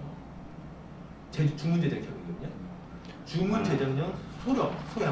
뭐 이제 가격대는 여러 가지가 있는데 소량에다 주문 제작형 생산드리고 주문 제작에서 배달을 최적화하기 위해서 주문 제작을 이렇게 손으로 수작업으로 하면 안 되잖아. 잘 조금 만들어 어차피 힘들고 그러니까 그거에 최적화된 로봇 공장이라는 거예요. 그래서 실제로 사치제를 만드는 사치제용 공장인데 문제 이게 그래서 어떤 문제가 있냐면 이 공장들이 이게 틈새 시장인데 다른 애들도 다 들어와서 이걸 만드는 수익률이 거의 엄청 적자 보잖아요. 아니 지금 상태는 적자 볼 수밖에 없는 거예요. 다 들어오면 한 대들이 다 들어오면 뭔 말이냐면 아까 말씀드린 기술을 혁신을 하기로 하고 로봇을 멋있게 들으긴 했는데 실제로 그만큼의 이윤을 내야 되는데 아까 무슨 이윤율이 나와야 되는데 이윤율에 있어서는 지속 가능한 상태가 아니라는 거죠. 비싸다는 거예요 지금. 그리고 그만큼 영리하지 못하다는 거예요. 사실 아직까지도. 그래서 현재 4차 산업혁명 관련해서 뭐 앞으로 어떻게 될지 모르겠습니다만 당분간 노동 생산성의 비약적 발전이 없는 이상 산업혁명은 두 가지예요. 이거 하나 첫 번째 노동 생산성의 비약적 상승, 두 번째 대중 소비입니다. 무조건 소비가 들어야 돼요. 만약에 노동 생산성이 비약적으로 늘었는데 소비가 안 되면 어떻게 될까요? 공장이 노는 거예요. 그렇잖아요. 한 명이 2개 만들던 거 10개 만들었는데 소비가 10배, 5배 안 늘어나면은 노는 거예요. 그냥 공장이 노는 거예요. 그런 상태에서. 그래서 산업혁명이 아니거든요. 이건. 산업혁명이라고 하면 그러니까 생산성의 증가와 소비의 증가가 동시에 일어날 수 있는 체계를 산업혁명이라고 얘기한다는 거예요. 그래서 뭐 하다 산업혁명을 하는 사람들이 이제 기본소득 하자는 얘기를 하는 거죠. 그래서 야 이건 도대체 안 될 것 같으니까 N분의 1로 그냥 하자는 건데 모르겠습니다. 뭐 기본소득이 여러 가지 진보적인 측면도 있긴 하지만 최소한 4차 산업혁명 관점에서 얘기하는 기본소득이라는 건 19세기 빈민법하고 똑같아요. 소비기금 주자는 거예요. 그냥 어차피 국산에서 소비기금 하기에는 소비기금 주자는 게 거의 이쪽에 얘기하는 자, 이런 점에서 대한사회는 가능할까? 제가 이제 쭉 얘기했던 게 주로 이제 막스주의적 관점에서 많이 얘기한 건데 막스주의적 관점에 따르면 이런 두 양계급의 관계, 뭔가 어떻게 보면 이윤율에 어떻게 보면 회복 불가능한 저하, 어떤 우리나라 같은 경우도 추격 성장의 한계, 중증 판정이라고 불리는 뭔가 넘어설 수 없는 그런 자본주의적 성장의 한계치 같은 경우에서 결국 뭔가 사회를 바꿔야 된다, 사회 변화의 큰 축을 변화를 시켜야 된다라는 게 대책인데 방향 보면 두 가지가 있는 거죠. 하나는 이윤율의 경제를 능력에 따른 건 필요에 따른 분배로 바꿀 수 있습니다. 그러니까 이윤이 안 나니까 이윤이 안 나는데 자꾸 이윤을 쥐어짜라 하니까 문제가 되는 거야. 그럼 이윤에 의해서 경제가 조직되는 게 아니라 우리 스스로가 경제의 어떤 생산에 따른 조직을 할 수 있냐 여부가 그 다음 얘기겠다. 두 번째, 그러려면 시장에 의한 조직화가 아니라 시장이라면 결국 이윤의 상품 매매 차익이니까요. 협동조합이나 평에 의해서 어떤 생산을 조직할 수 있냐. 그럴 능력이 되냐 노동자들이. 생산하는 사람들이 시장만큼의 역량을 있느냐. 흔히 시장은 경제를 그렇게 하는 거죠. 정보 전달자라고 가격에 의한 정보 전달자고 시장이라는 가격에 의한 정보 전달. 가격이 비싸다는 건 뭐야? 여기 필요하다는 거. 자원을 이쪽에 배분해야 된다. 자원 얼로케이션 해야 된다. 자원을 배분하고 누가 무엇을 필요한지 정보를 전달하는 게 뭐야? 가격 체계, 시장에 의한 가격에 의한 정보 전달 체계라고 하는데 그런 게 아니라 이윤율 경제가 아니니까 그런 것들이 아니라 노동자들이 스스로 협동조합을 통해서 어떤 자주적인 경험을 통해서 그 시장을 대신한 생산의 조직을 할 수 있느냐, 그런 능력이 되냐, 이게 이제 마르크스에 의한 대한세계 구성이었습니다. 제가 보기엔 어렵더라도 이런 식으로 갈 수 있는 방향으로 조금이라도 사회를 움직여 나가는 게 유일한 방향 대안 아니겠냐라는 생각이고요. 그러려면 노동운동의 전환가 필요한 것 같습니다. 임금 격차를 축소하고 대한사회의 집단 구성, 사회 집단 구성할 수 있습니다. 노동자 이거 뭘 하려면 집단이 돼야 될 거 아니야. 귀족이 돼서는 못하죠. 귀족이 돼서는 할 수 없고 경찰들도 집단적인 어떤 계급적 집단이 될 수 있냐, 또한 경영, 기술, 관리 능력을 집단적으로 배가했습니다. 사실 이게 우리나라 노동운동에서 제일 부족한 부분인데 첫 번째도 상당히 심각하게 부족하지만 두 번째도 심각하게 부족합니다. 왜냐면 우리나라의 노동운동의 전통적인 전투적 조합주의로 불리는 우리나라 노동운동의 특성이 뭐냐면 노동 해방이에요. 정말 일은 가능한 안 하고 임금은 많이 받고 어떻게 보면은 질긴 놈이 승리한다. 배짱 있게 싸움부터. 그러니까 경영에 참여하거나 어떤 뭐 지식을 추구하거나 기술을 추구하거나 관리해서 생산을 조직하는 능력을 노동자 스스로가 배양하는 것 자체를 오히려 거부하죠. 상당 부분 거부하는 것들이 있어서 이런 것들 좀 변화가 필요합니다. 지식권과 노동권의 전환도 사실은 필요합니다. 대중교육의 배타적이었는 전문교육이 가능해야 되고 우리나라 대중교육은 이제 완성 수준이죠. 더 이상 뭐 대학을 더 많이 가야 될 필요는 없을 것 같고요. 그 다음에 노동하면 교육받고 교육받으면 노동할 수 있는 사회를 만들 수 있다. 그런 게 안 되면 발전시킬 수가 없습니다. 이런 문제 가능하냐라는 게 아주 큰 틀에서의 문제일 걸로 보이고 단면의 과제는 제가 보기에는 하나는 정부 차원에서는 상당히 어떻게 보면 이론적인 근거가 없는 소득주도 성장을 상태에서 포용적 성장을 기다리는 것 자체를 최소한의 어떻게 보면 부르주아적 합리성을 좀 갖추는 문제를 생각을 해볼 필요가 있다라는 얘기입니다. 두 번째 노동운동은 제가 보기 그래도 하더라도 그건 불가능한 거니까 노동운동은 스스로가 대안으로 어째 노동자가 됐던 시민이 됐던 스스로가 대안으로 나갈 수 있는 조직과 지식을 갖출 수 있느냐 그리고 조금이라도 그런 방향으로 갈 수 있도록 움직일 수 있느냐가 핵심적인 그런 걸로 보입니다. 당장 보면은 민주노총부터 시작을 해서 산별노조, 단위노조까지 그런 것들 통해서 한 번은 변화를 모색할 만 조금이라도 한 걸음이라도 전진할 수 있는 계획을 해나가는 게 필요한 시점입니다. 이 상태에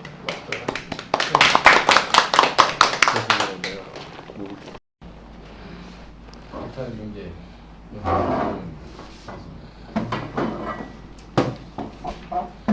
네, 안녕하세요. 저는 최요한이라고 하고요. 비정규직 언론 노동자입니다. 이렇게 얘기하면 또 인상. 경제평론 아니고 가끔 텔레비전 네, 나와요. 뭐 시사평론하고 뭐 방송하고 글 쓰고 지금은 우리나라에서밖에 없는 학문인 북한학 박사과정 받고 있습니다. 예, 저는 뭐 사무국장 홍선주입니다. 저는 SK 로드밴드 노동자 윤세훈입니다. 정신 노동자. 네, 저는 연탄연대 반대인데 이해가. 자, 뭐 자유롭게. 저부터 질문 한 번만 할게요. 제 기억에는 10년 전에도 그렇게 통계를 받고 마지막으로 본 것도 2, 3년 전에 본 것 같은데 한국이 R&D에 투자하는 비율이 늘 2, 3등 또는 3, 4등 안에 들더라고요.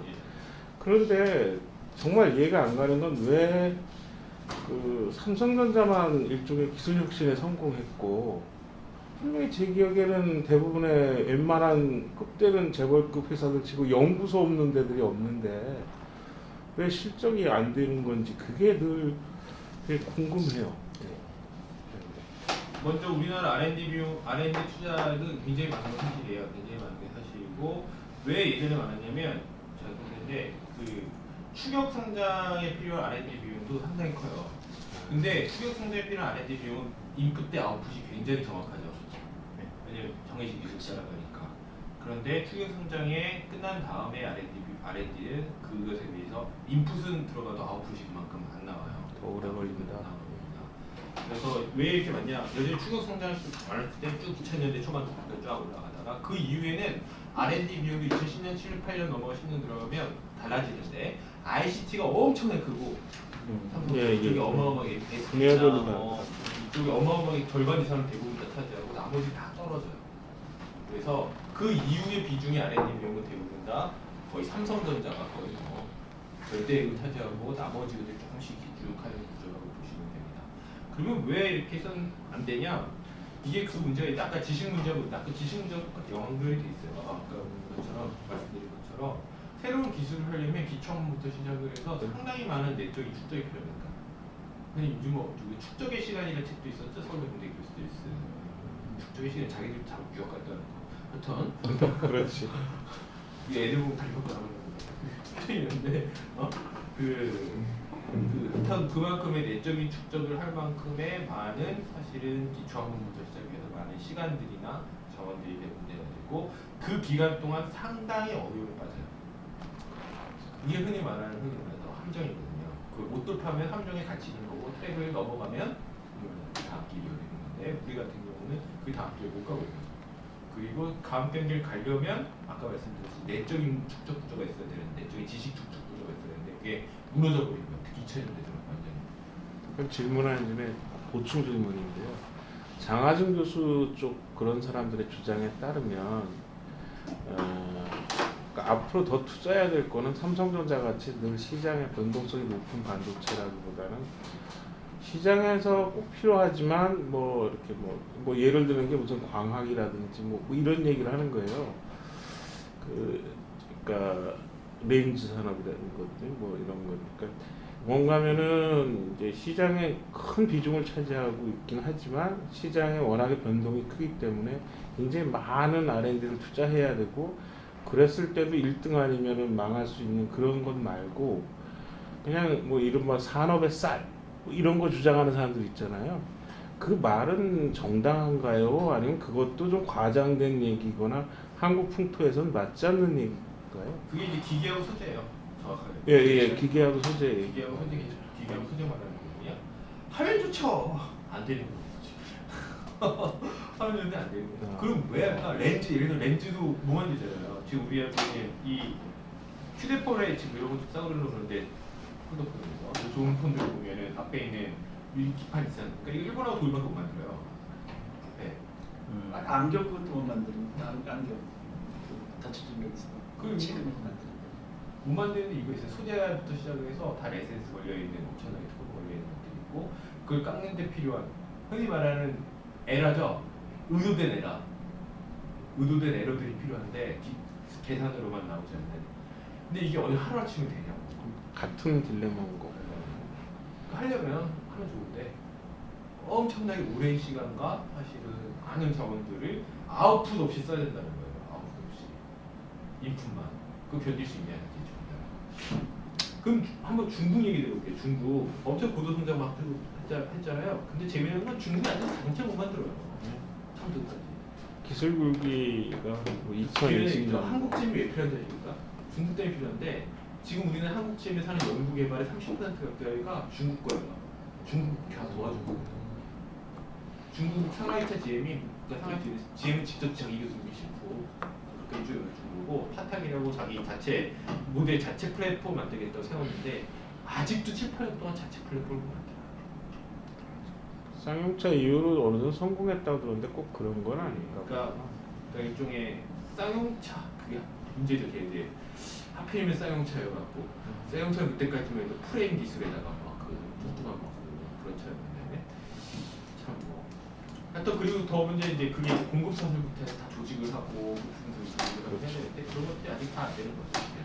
그래서 꽤 흔히 말하는 자동차 하나도 만드는데 그것도 오래 걸리기 때문에 아예 중국에서 선택한 건 바로 전지차로 넘어가자는 거예요. 예, 지금 뭐 그렇게 굳이 그런 엄청난 기계 기술이 없는.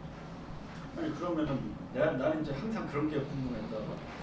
왜 그러면 도대체 품질 차이는 어떤 것에 기인하는가? 현대차와 폭스바겐이나 뭐 이런 데랑 품질 차이는 어디에 기인하는 거야? 그러니까 도대체 이제 엔진도 자립을 했다 그러고 뭐 저기 뭐야 변속기도 했다 그러고 그럼 이제 사실 어떻게 보면은 만들 건 다 만든 건데 뭐 깍대기야 뭐 진작부터 잘 만들었으니까 그럼 이 품질 차는 뭔가 이게 이제 거꾸로 이제 자본 그 부르주아들은 이렇게 설명한다면 그런 게 이제 브랜드 가치고 어쩌고 저쩌고 얘기하는데 그리고 이제 이번에 또 BMW 불난 거 보면 진짜 누구 말 맞다나 뭐 품질차가 상당히 있을 것 같았는데 그것도 아니지 않냐 이렇게 얘기하는 친구들도 있고 그리고 지금 이 우리가 현대차가 한계에 직면한 물론 이제 그거는 누가 봐도 이제 뭐 경력까지 엑투스를 타고 다니는 돈 많은 사람은 없으니까 그럼 국회의원들만 타고 다니는 거니까 응? 그러니까 그런 거 보면 그게 이제 그 사람들은 품질 차이라고 주장을 하는 거고 우리 같이 이제 없이 사는 사람들은 새끼도 허영심 때문이라고 주장을 하는데 실제로 품질 차이가 있을 것 같아 내 생각에도 그러니까 그럴 거 아니겠어요? 그럼 그건 뭐냐 이제 그게 바로 기계하고 소재예요. 기계하고 소재가 기계 소재. 그러니까 변속기 같은 경우도 미세한 차이. 또 그런 예를 들면 변속기 기어에 굉장히 미세한 차이를 잡아내냐고 하거든요. 근데 그거는 그가 말한 대로 아주 고급 브랜드에서의 아주 미묘한 차이로밖에 드러나지 않아요. 그래서 중형차, 중소형차까지 그렇고 고급 차종 빼고는 대부분 비슷해요. 실제 브랜드 차이는. 거기까지 그렇고 실제 미국에서 중고차 시장에서 팔리는 거 봐도 제가 예전에 저도 놀랬던 게 토요타 카미하고 그 기아 G7, 기아 K7하고 똑같아요. 그러니까 미국에서 전적으로 그걸 어떻게 하냐면 렌트카 빌릴 때 렌트카 가격 차이가 나는 것도 그런데 똑같습니다. 예, 근데 그 오로지 기술적인 문제보다는 예전에 어느 토론회에서 누가 주장할 때 한전 선생이 그 자리에 있었던 것 같기도 하고 가물가물한데 사실 저기 불완전 노동의 확산이라는 게 노동자의 문제도 있지만 상품 질이 떨어지는 문제와 관련되는 거 아닌가요? 그러니까 사실은 BMW도 그렇고 뭐 그 예전에 도요타 사태도 그렇고 대부분 다 대규모의 리콜 사태와 관련됐을 때 숙련된 노동자가 아니라 그냥 외주 또 하청 또는 해외 공사 해외로 저 생산 기지를 넘기는 과정에서 실제 숙련 노동자들이 생산하지 않기 때문에 실제 시장에 나와 있는 자동차 제품은 좀 문제가 있고 그러다 보니까 더군다나 이제 이 이번에 나왔던 이 BMW 사태 같은 경우는 날이 갈수록 자동차에다가 다 전자 장비를 집어넣다 보니까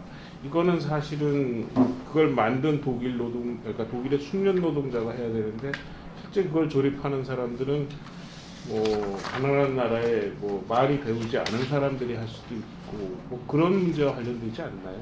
없다고는 할 수 없지만 크다고는 볼 수 없습니다. 그런 게 없다고. 독일에서도 만드는 건 다 고급차예요. 아까 말한 벤츠 그 정도 아주 미묘한 그 결삭 가공이나 아니면 아주 미묘한 차이 정도 그 정도가 아니면 대부분 다 자동화됩니다. 그리고 자동화될 수 있다. 그리고 오히려 문제가 되는 거는 그런 문제가 생기는 건 공급 사슬이 길어지고 해외로 조달되고 엄청난 글로벌 공급 사슬이 생기면서 훨씬 더 부품 조달 관리가 어렵거든요. 굉장히 복잡해지고 막 여기서 아웃소싱돼서 절로 왔다 갔다 해서 그런 문제 있을 수 있죠. 자기가 다 만들면 그것도 할 텐데. 그렇죠. 거기서 오히려 답을 찾는 건 불안정 노동 때문이라기보다는 품질 관리에 대해서 느슨해졌기 때문입니다. 그리고 공급 사슬 관리를 좀 더 아주 촘촘하게 그다음에 중간중간에 검사나 이런 것들을 좀 더 비용을 들여서 많이 하는. 그러면 품질 관리에 대한 비용 전략 부분에서 문제가 있지만 생산직 노동자의 어떤 숙련 부분에서 찾지는 않습니다. 제가 봐도 그거는 아닌 것 같아요. 왜냐하면 이게 기계 소재가로 접근하는 게 저는 맞다고 생각하는 게 예전에 제가 한 2년 전인가 그러니까 BMW하고 현대자동차하고 그 고장률 그 다음에 사용 연령, 내부. 네, 내구성 이런 걸 가지고 분석을 한 게 있는데 정확하게 보지는 않아도 그냥 스치고 봤는데 결국은 우리나라에서 만든 그러니까 뭐 내가 보기에는 BMW나 뭐 현대나 사실은 뭐 하청주고 이런 것들은 제가 보기에는 거의 비슷해 보이기는 하는데 어디서 차이가 분명히 있으니까 그런 내구성이나 혹은 고장률 이런 것들이 차이가 있을 거라고 저는 보고 있는 거예요. 그러니까 예를 들면 최근에 뭐 이것도 그냥 지나가면서 자세하게는 못 봤는데 그 골프 치는 사람들이 이거 퍼터 이거를 하는데 우리나라 기술이 가격대는 뭐 30만 원, 뭐 30만 원 이렇게 똑같대요. 근데 그 외국에서 뭐 되게 유명한 사람이 스캇 카메로라는 사람이 있는데 이 사람은 원래 그 미국의 초정밀 금속 정밀하는 사람이 만든 거예요. 그러니까 똑같다고 그러니까 가격이나 이런 것들이 똑같다 하더라도 결국 그런 소재 혹은 그런 기계적인 부분 이런 부분에서 분명히 차이가 생기지 않나. 그러니까 BMW 같은 경우도 제가 보기에는 그게 그 배기가스를 재활용을 하는 그런 장치. 그러니까 결국은 그래서 연비를 좀 높이려고 했던 그런 기술에서 사실 오류가 생긴 거잖아요. 그러니까 그런 것들에 대한 차이 이런 거지 않을까 싶어요.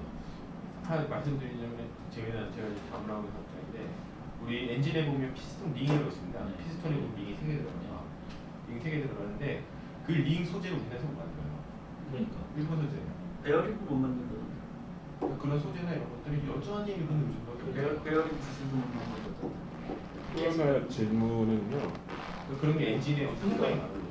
그 마지막 그 부분에 밑에 들어가는 베어링도 그거 한번 뭐 고장나면 그 저너레이션 안에 들어가 있는 베어링 있잖아요. 이런 거 그것도 고장나면 한 4일 뭐 3, 4일 막 걸리잖아요. 그러니까 자동차뿐만 아니라 베어링이야말로 그야말로 모든 기계에서 가장 밑바닥인데 베어링도 못 만든다는데 근데 그 여기 이제 주장하신 내용들, 그러니까 사실 말고 주장 마지막에 부분에 보면 한국의 노동운동의 문제에 대해서 어떤 산업적 대안이나 뭐 이런 거에 대한 좀 고민을 해야 되지 않냐, 이런 주문이 들어있는 거에 대한 질문인데요. 저도 뭐 좀 한심할 때가 많죠. 뭐 어제 당장 뉴스 중에 하나가 금융노조들이 가가지고 저 카드 수수료 내리는 거에 반대 기자회견하고 집회하고 농성하는 거 보면 저것들은 사장이야 노조야 뭐 이런 생각이 들 수밖에 없는 수준의 한국의 노동운동이라고 한심하게도 생각하지만, 또 동시에 이제 시민운동이나 노동운동을 늘 공격하는 말 중에 하나, 니들은 대안도 없이 왜 자꾸 반대하냐고 자꾸 이런 소리 할 때가 있거든요. 노동조합이 물론 이제 산별노조이거나 무슨 꼭 생티칼리즘까지는 아니더라도 좀 산업적 대안과 어떤 계급을 대표한다라면 이런 사회적인 대안을 고민해야 된다는 생각은 하지만, 그게 어디까지였으면 좋겠어요? 그게 현실적으로 가능하다고 보는 게.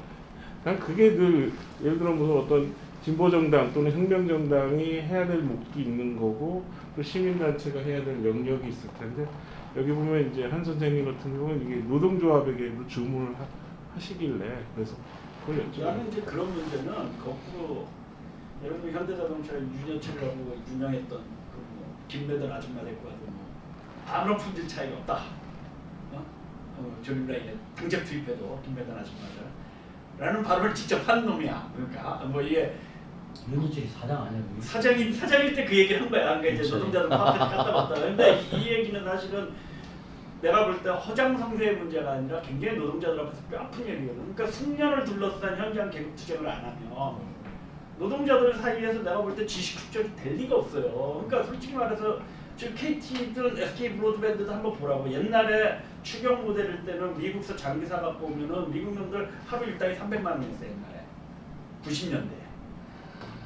저 장비가 사갖고 와갖고 장비는 옛날에도 사갖고 왔지. 지금도 사갖고 와. 지금도 사갖고 와. 정말 비극이야. 그러니까 박정희 전두환을 자꾸만 그리워하는 거야. 그때는 이제 만들었어. 좌우간 아주 조악한 거라도 만들었어. 근데 좌우간 장비가 고장이 났는데 이제 못 고쳐. 그러면은 이제 얘들이 와갖고 이제 해결을 해준다고. 근데 그때만 해도 그걸 배우기 위해서 진짜 왜 이렇게 달라붙는 노동자들이 있었어. 근데 지금 이제 물론 장비가 좋아졌습니다. 장비가 절대 옛날처럼 다운되거나 이런 일이 없죠. 지금 또 PC 써보면 알잖아. 옛날 386, 486, 586하고 비교가 돼. 지금 다운이 안 되잖아. 또 저거랑 통신장비가 똑같아요. 지금은 장비를 다룰 줄 아는 놈이 없어요. 그러니까 철저히 탈숙련이 된 거예요. 그러니까 무슨 얘기냐면 딱 매뉴얼대로, 현대자동차로 얘기하면 김매던 아줌마가 매뉴얼대로 조립라인에 투입해갖고 차례대로 그냥 갖다 붙이면 차가 나온다고 생각하는 거랑 똑같이 돼 있거든. 근데 여기에 나 이제 아까 여기 나온 것대로 자본가들 입장에서는 기술을 현장에서의 경험과 지식의 축적을 통해서 새로운 기술로 나갈 수 있는 봉쇄를 스스로 봉쇄한 거야. 그러니까 계속 장비를 사와야 돼. 그러니까 계속 그 자본재를 쇼핑해야 돼. 새로운 차 만들려면 또 새로운 자본재를 들여와야 되고, 더 그 삼성전자가 선도한다고 하지만 삼성전자도 새로 더 집적도가 높은 메모리 반도체를 만들려고 할 때도 또 저기 도시바나 저기서 사와야 돼. 그러니까 이게 진짜 그 다음에 노동자들은 계속 탈숙련이 되면 될수록 노동자들은 바보가 돼요. 그게 정말 다 바보가 됐다고. 진짜. 근데 그 적당한 정도의 숙련, 적당한 정도의 품질 관리. 근데 이제 고숙련이나 품질 관리를 하더라도 돈이 많이 들어가잖아요. 근데 아직 우리 사회가 적당한 숙련, 적당한 품질 관리로 하는 게 돈을 벌어먹는데 더 유리하고 수도 있는 사회이기 때문에 그렇지는 않을까? 아니 그 서비스 업체는 그럴 수 있는데 내 얘기는 제조업체에서도 그렇단 말이지. 아니, 그러니까 적당한 차를 만드는 거지. AS나 이런 데가 적당한 차이가 적당히 뿌려 먹을 수 아직도 팔린다 그러면 그렇게 촘촘하게 하는 것보다는 아직 우리 사회가 그렇지 않나? 아니 그러니까 그거는 우리 손일건 동지 얘기가 성립하려면 상당히 자본가들이 합리적 판단을 가지고, 야 지금 뭐 자본 투입해갖고 고숙련 해갖고 총차 만드느니 싼 차 만들어 많이 파는 게 이득이 더 많다라는 판단이 합리적이어서 그렇게 한다면 문제가 없겠지. 근데 그 문제는 그거밖에 못 해갖고 한다면 이건 상당한 위기라는 얘기지 이제. 그 차이겠지. 그거밖에 못 하는 거냐. 그게 이제 이것도 이런 것도 결국은 사회적인 과정이나 합의나 뭐 논의를 넘었어야 이 사회가 바뀔 거라는 생각이 드는데 이거하고는 전혀 다른 건데 제가 느끼는 게 파리에 가서 보도블록을 이렇게 쫙 보면 미시한 각도로 이렇게 낮아요. 그 물바지라고. 예, 아니 그 아침에 그 어떻게 청소를 하냐면 파리에서 술을 많이 먹고 오줌 많이 사니까 처음에 청소 시작하면 이게 샥 지나가 제일 위쪽에서 요렇게도 경사지고 요렇게도 경사돼서 소화전을 쫙 틀어보죠. 왜 피가 물 튈까? 그러면 그 오줌을 쫙 빨아내요. 근데 거꾸로 비가 아무리 맞아도 하나도 안 고여. 근데 이제 한국에서 최고로 잘 산다는 강남 그걸 보고 나서 이제 강남 고속버스 터미널에 보도블록 한번 본 적 있어요. 새로 깔았는데 거기도 이렇게 울렁울렁해. 울렁. 과천에서 거예요, 울렁울렁해서. 근데 그걸 일본 가서 내가 똑같이 한번 봤어요. 그 동경 가서도 바다를 한번 붙어본 적이 있고 오사카 가서 보고 그리고 일본의 제일 촌구석인 아오모리에 어떤 어촌가에 있는 읍 같은데 폐업 비슷한 거기 가서도 봤어요. 이게 정확하게 보도블록의 각도를 잡고 있는 거지. 이게 예를 들어서 물이 전혀 보이지 않는 정도로.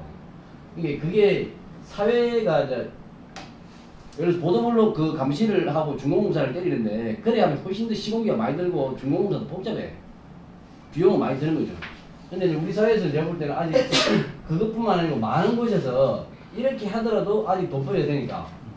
아니 그러니까 그렇게 해서 돈벌이가 안 될 때 고승련으로 갈 수 있으면 문제가 없어. 그러니까 우리나라 지금 공무원들이 노조 없애고 박정희 때처럼 하면은 그런 거는 해결돼. 금방 해결돼. 내가 볼 때 박정희 때처럼 하면 시집새끼들 자보다 족쳐. 이거 중공준 새끼 누구야? 자보다 족쳐. 이러면 된다고 해결된다고. 많이 이제 그게 문제라면. 근데 문제의 핵심은 그게 아니고 그렇게 그런 차를 만들고자 할 때 그런 차를 만들 기술이 없는 거여서 여기에 머물러 있는 거라면 심각한 위기다. 라고 이제 진단을 해야겠죠. 그 문제는. 그러니까 저는 기술의 균질성의 문제는 해결이 가능하다고 생각하거든요. 근데 문제는 기술의 균등하게 발전하는 것들이 이제 시기는 좀 차이가 있지만 저는 그거 가능하다고 생각하는데 문제는 그렇게 하지 않음으로써 얻는 계급의 이익이 있고 그렇게 하려고 하는데 트러블이 생기는 것이고 그래서 저는 그 모든 것들이 다 정치 문제라고 생각하고요. 그래서 저는 아까 우리 한 선생님께서 한국경제의 발전 경로를 추격해서 선도 모델로 이야기하시고 쭉 이야기하실 때 제가 느끼는 바는 뭐냐면은 어차피 추격해서 선도 모델로 다지는 과거 뭐 예를 들어서 봉건국가에서 근대국가 뭐 산업국가로 오든 간에 사회 재구조화가 필요한데 그 사회 재구조화에서 이게 이제 다시 과거로 돌아가면 나는 약간 이제 대체로 한산된 발제에 동의를 하는데 어떤 산업화 민주화가 그 우리 사회에서 아주 그 근본적으로 단절되어 있는 지점처럼 얘기하지만 내가 볼 때 오늘 한산된 발제 식으로 얘기하면 프론티어 정신 없는 자본가와 연대의식 없는 저기 민주화 진영이 만들어낸 게 이게 대한민국이라고. 그래서 이 두 가지가 상호작용을 하면서 위기의 일을 지금 맞이하고 있는 거란 말이지. 이게 어느 쪽이 꼭 책임이 있다 이렇게 얘기할 수 있는 게 난 아니다 이렇게 이제 보는 편이고 그렇기 때문에 이 양자가 합의하는 대목이 항상 위기를 일시적인 것 그리고 외부로부터 오는 것으로 만든단 말이지. 예, 이게 사실은 정치적으로도 산업화 민주화 뭐 죽기 살기로 싸우는 것 같으면 내가 볼 땐 단합 구조예요. 사실은 우리가 좀 이렇게 좀 이해를 해야 그래서 사실 이제 그 자본가들 입장에서는 그 이윤이라는 이름의 렌트를 계속 추구하는 거야. 그렇기 때문에 리스크를 안 지려고 하는 거라고. 하이 리스크 하이 리턴이 항상 자본주의에서는 그런 거야. 하이 리스크를 감수해 하이 리턴이 오는데 우리는 하이 리스크를 감수하려고 하지 않는단 말이지. 어떤 자본도 안전빵으로 하고 안 되면은 저희 삼성동에 땅 사는 게 낫지 뭐 한다고 자동차를 제일 좋은 자동차를 만들겠냐고 나온단 말이지. 이게 한편에서는 이제 약탈인 거고, 반면에 이제 민주화 세력으로 퉁칠 수 있는, 이제 특히 민주화 세력 내 이제 그 기득권층이죠. 그 조직된 노동자들, 그다음에 특히 공공부문 공무원들, 이런 쪽에서는 이 산업화 세력들의 어떤 렌트에 계속 끼어달라는 투쟁을 하는 거라고 이게. 투정하는 거죠. 네? 투정하는. 네, 우리도 렌트 좀 줘, 꼬치 좀 줘, 이렇게 네. 투쟁을 하는 거란 말이지. 왜 생산관계에서의 계급 투쟁이 안 벌어져요? 그래서 노동자들도 아까 얘기한 대로 현대자동차 노동자들도 자꾸만 탈숙련하는 거에 대해서 저항하는 게 아니란 말이지. 탈숙련 이런 자본가들은 끊임없이 그 외국에서의 앞선 뭐 자본 스톡을 사온다거나 기술 도입 사오고 추격하는 안전빵으로 가는 거지. 뭘 개발하려고 안 한단 말이지. 라고 한다면 노동자들 현장 근력을 줘요. 다만 그거에 대한 뽀찌를 달라고 요구하는 거란 말이지. 이게 구조화되면서 나는 이제 우리가 단체에서도 계속 강조하는 약탈 경제 시스템이 아주 체계화된 것이고, 사실은 이 대목에서 이제 대안이 잘 안 보이는 거고, 대안이 안 보이면 안 보일수록 산업화 세력과 민주화 세력 간의 죽기 살기 싸움이 우리 사회를 그 주조하죠. 계속 그렇게 또 이렇게 이제 계속 진영화되고 이렇게 이제 되고 있는 걸로 이해해야 나는 좀 그 새로운 변화의 모멘텀을 우리가 좀 찾을 수 있지 않을까. 안 그러면 이제 계속 딸려가는 거야 이게. 저기 시간이 어느 정도 됐는데 한 선생님 마무리 발언 좀 듣고 뒷풀이 가는 게 쉽을 것 같아요. 이게 아까 말씀하신 것도 대부분 다 비슷한 분들이시고 같습니다. 이제 대안과 관련해서 제가 개인적으로 생각하는 건 뭐냐면 망했다 이미 조선이. 사실은 좀 그걸 인정할 필요는 있다. 그러니까 이게 웬만해서는 안 변한다는 거. 그러니까 말씀하신 그 부분은 그 자체가 철의 구조고, 그다음에 없는 사람만 불쌍하고 청년들만 불쌍하고 이렇게.